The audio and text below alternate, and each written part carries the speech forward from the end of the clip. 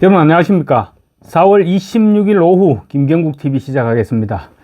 윤석열 대통령과 민주당 이재명 대표가 오는 29일 월요일 영수회담을 가지기로 했습니다. 회담이 어떤 식으로 진행되고 또 전망은 어떨지, 그리고 의제 문제로 실랑이를 벌이다가 이재명 대표가 갑자기 사전조율 없이 만나겠다 이렇게 방향을 선회한 배경, 이런 부분들을 한번 살펴볼까 합니다. 회담 형식은 오찬이 아니라 용산 대통령실에서 오후 2시부터 차담을 갖기로 했습니다. 까놓고 두 사람이 밥을 함께 먹고 얘기를 할 그럴 사이는 아니지 않습니까? 아마 그래서 오찬이 아니라 차담으로 결정하지 않았나 이렇게 생각됩니다. 시간은 1시간가량으로 예정했는데 시간이야 얘기를 나누다 보면 좀 길어질 수 있고 아마 조금 더 길어지지 않을까 싶습니다. 배석자는 각각 3명씩, 대통령실에서는 정진석 비서실장과 홍철호 정무수석, 그리고 이도훈 홍보수석이, 민주당에서는 진성준 정책위 의장과 박성준 수석 대변인, 그리고 천준호 비서실장이 배석하기로 했습니다. 두 사람이 독대 시간을 가질지는 미정입니다. 그렇지만 독대를 하기에는 아마 윤 대통령이 꽤 부담스러울 것입니다. 이재명 대표, 지금 물론 이제 영수회담은 야당 대표 신분으로 만나는 것이죠. 그렇지만 이재명 대표는 범죄 피의자이자 피고인이라는 또 다른 신분도 있습니다. 그래서 자칫 독대 시간을 가졌다가는 두 사람이 거래를 한 것이 아니냐, 이런 의혹을 살 수도 있습니다.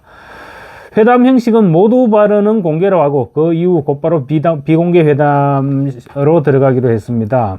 회담에서 의제는 민생 문제가 최우선으로 거론되지 않을까 싶습니다. 그러면 아마 전국민 25만원 긴급지원금 문제, 이 부분이 최우선 주제가 되지 않을까 싶습니다. 민주당에서 장황하게 설명을 하겠죠. 그렇게 설명하고 나면 윤석열 대통령 역시 현재 경제 상황, 그리고 우리나라 물가라든가 이런 부분에 끼칠 영향, 이런 부분들을 얘기하면서 전국민 25만원 지원은 힘들다, 이런 식으로 얘기하겠죠.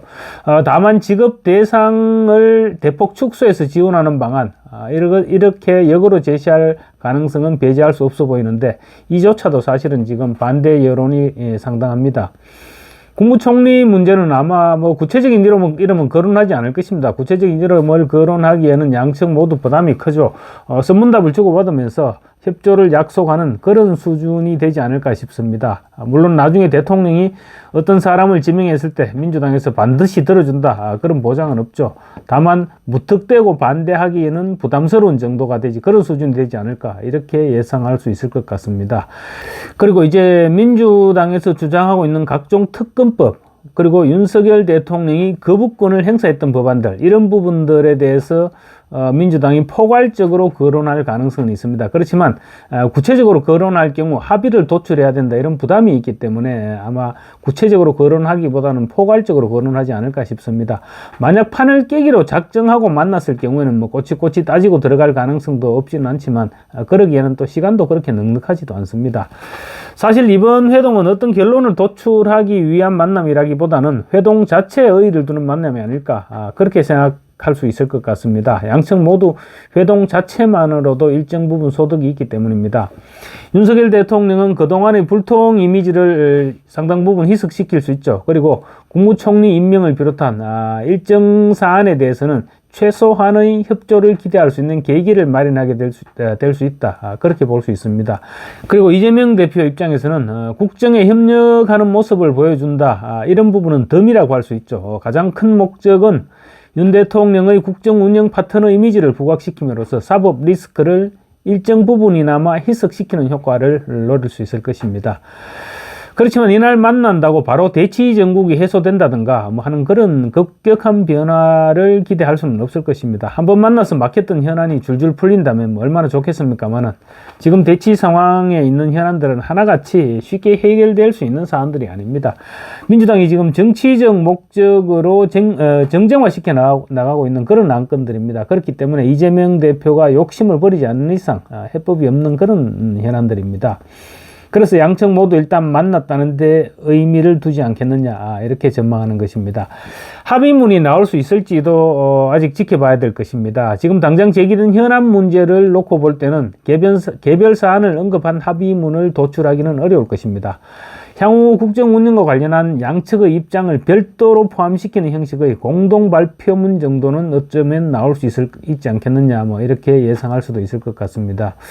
현 상황에서 기대할 수 있는 최고 수준의 합의문 내지 공동 발표문은 야당이 진정성 있게 국정 운영에 적극 협조하기로 했다, 이런 내용이 되겠지만 아마 기대를 하지 않는 것이 그 정신 건강에 좋지 않을까, 이런 생각이 듭니다.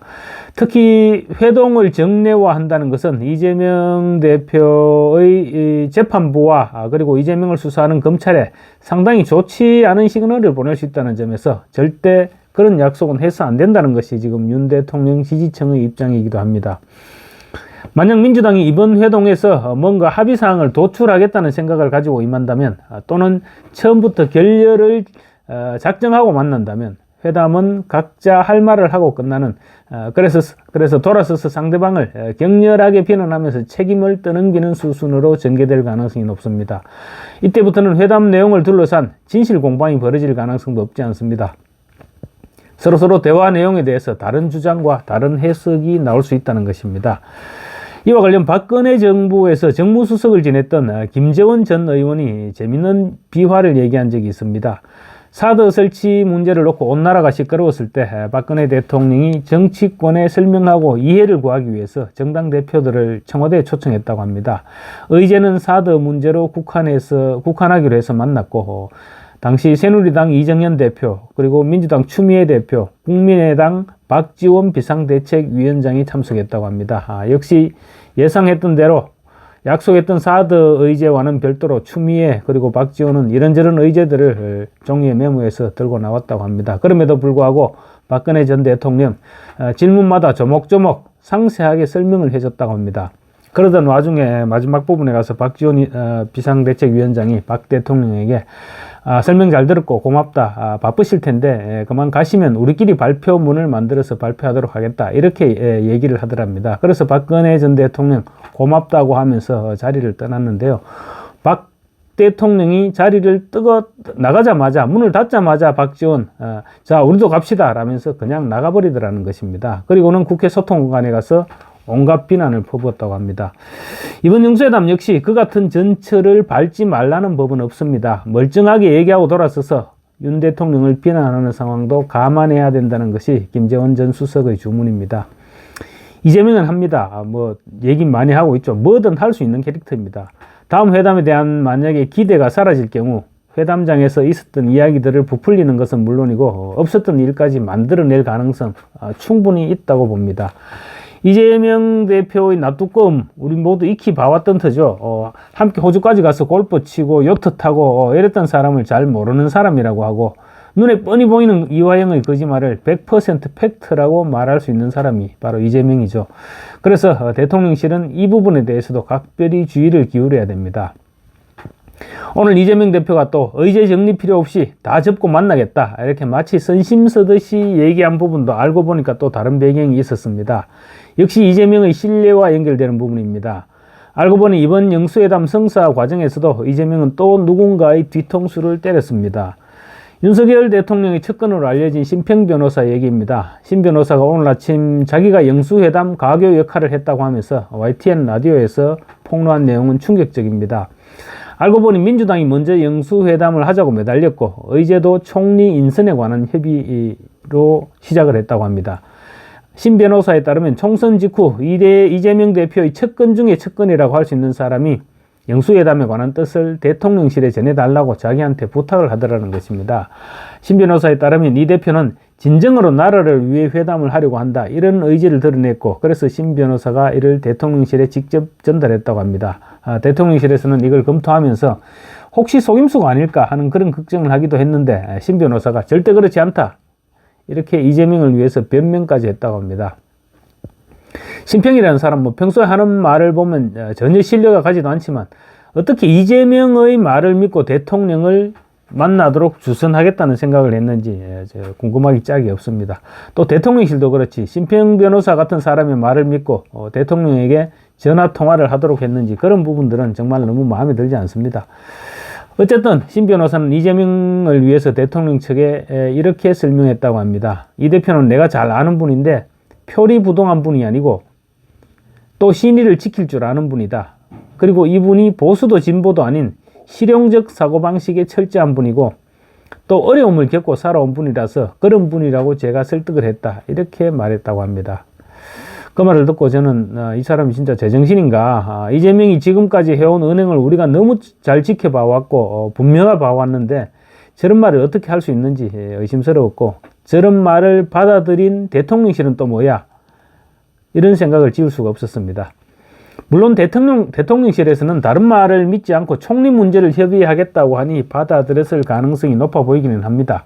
어쨌거나 심평 변호사에 따르면 당초 가교 역할을 부탁받았을 때 민주당 쪽에서는 처음에 만나서는 총리 인선에 관한 협의를 가볍게 한 다음에 이때 생긴 신뢰를 바탕으로 회담을 이어가면서 더 깊숙한 논의를 진행하자, 이렇게 얘기를 해왔다는 것입니다. 민주당에서 얼마나 윤석열 대통령을 만나는데 목이 메였는지를 잘 알 수 있는 부분입니다. 그런데 막상 회담이 성사되자 온갖 의제를 들고 나왔고 심지어 대통령을 항복시키겠다면서 대통령의 사과까지 요구했죠. 심평 변호사는 정치도 이상 있을 수 없는 일이다, 이렇게 민주당을 비난했습니다. 그렇지만 민주당과 이재명을 지금까지 지켜봐왔으면서 그런 말을 믿고 대통령실에 전달했던 자기 자신을 탓해야죠. 이 대표가 오늘 다 접고 일단 만나겠다라고 했던 것은 심 변호사의 이 같은 폭로가 아마 상당 부분 영향을 끼치지 않았을까, 이렇게 생각됩니다. 심 변호사가 YTN 라디오에 인터뷰를 했던 시간은 오후 7시가 좀 넘었습니다. 그리고 이재명이 최고위원회의에서 대선극 차원에서 의제 정리 없이 회동에 응하겠다는 마치 크게 선심 쓰듯이 발표한 시간이 9시 조금 넘어서입니다. 정리하자면 민주당 측에서 메신저를 통해서 심평 변호사에게 총리 인준 문제만 얘기하겠다면서 통사정에서 대통령 측에 메시지를 전달했고, 윤 대통령이 이재명에게 전화를 걸어서 회동을 제안하는 형식으로 영수회담이 성사됐던 것입니다. 그러자 민주당은 처음 했던 약속은 온데간데 없어지고 기다렸다는 듯이 항복 선언을 요구하는 온갖 의제들을 들고 나와 대통령실을 압박했던 것입니다. 이에 대통령실에서 하기 싫으면 하지 말자라는 투로 의제 조율 없이 만나려면 만나고 말 테면 말아라 하니 회동에 목을 메었던 민주당에서 그제서야 뜨거라 하고 응했다는 것이 이번 영수회담 성사 과정의 줄거리입니다.